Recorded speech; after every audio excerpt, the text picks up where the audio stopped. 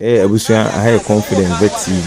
And then on the 14th October 2024. Na me actually to me pa to me did be ochre and then wachere wasa chire ba ku bi maka ho.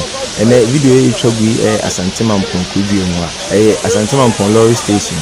And then ensuo no atena for baby bia na me achire to me. Nti video we no Asante Mampong boy filling station, the old station one no. O sane kwa ase Flamingo ho eco station ni nyina no na nyame achi ntumi na ensu na to na busua ba bia wo sisi a wo hwesa video no saa ne call ya na e ko saa fa wai eba comment section ho na enhu ene se di ensu no nyame tumi no kire no ya bibia so bia